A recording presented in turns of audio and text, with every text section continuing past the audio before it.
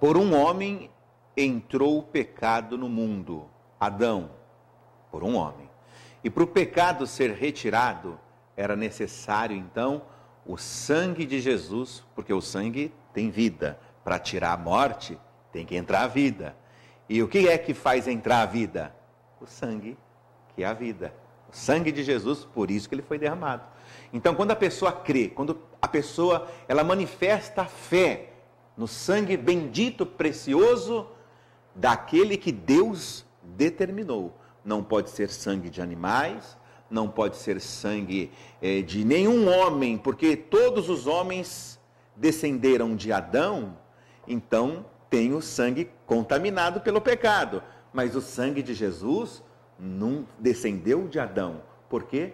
Porque quando Jesus foi quando Jesus foi concebido no ventre da Virgem Maria, o anjo Gabriel falou: o que vai ser gerado por ti não é de natureza humana, é gerado pelo Espírito Santo.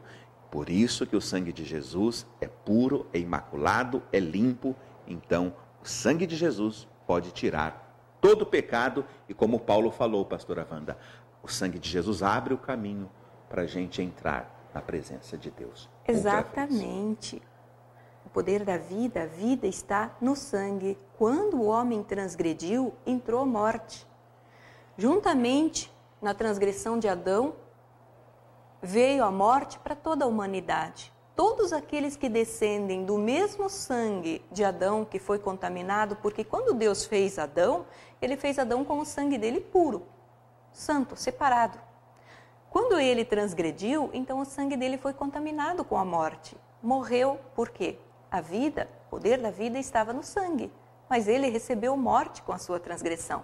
Todos aqueles que descenderam de Adão receberam também em si mesmo a mesma morte que estava em Adão.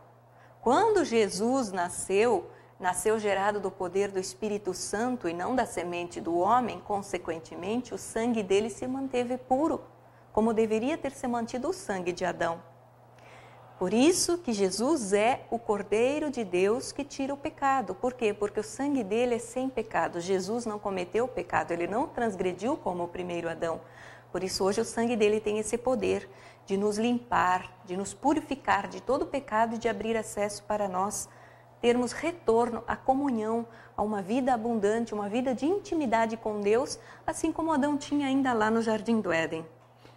Jesus foi a única pessoa que pisou nessa terra, que nasceu sem a contaminação do pecado e morreu sem a contaminação do pecado.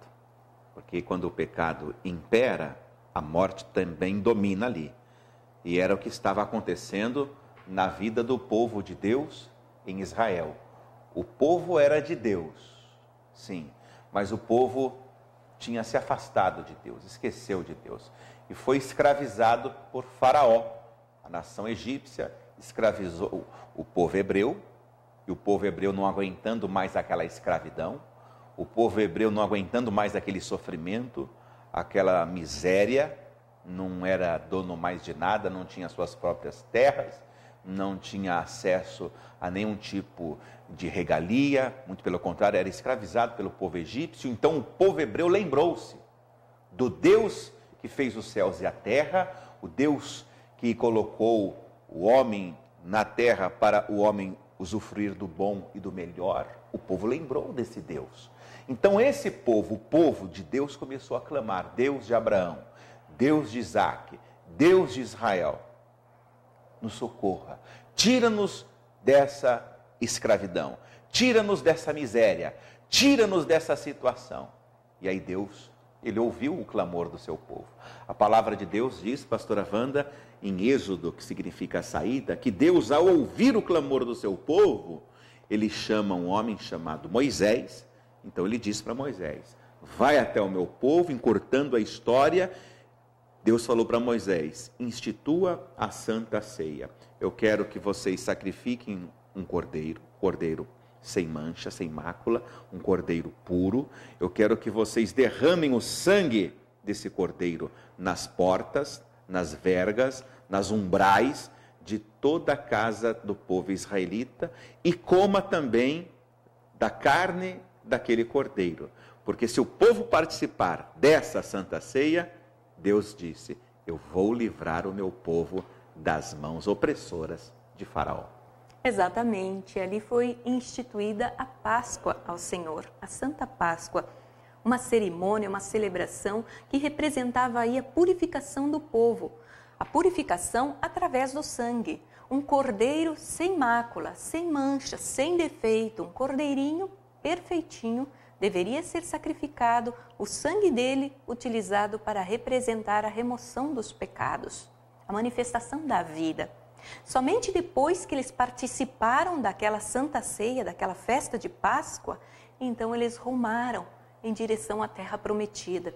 Então eles puderam atravessar o Mar Vermelho.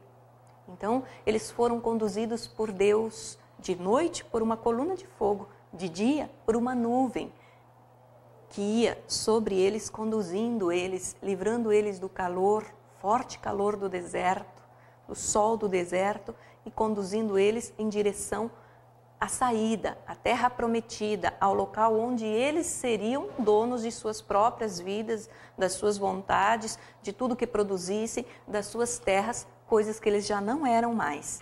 Somente depois de passarem pelo sangue.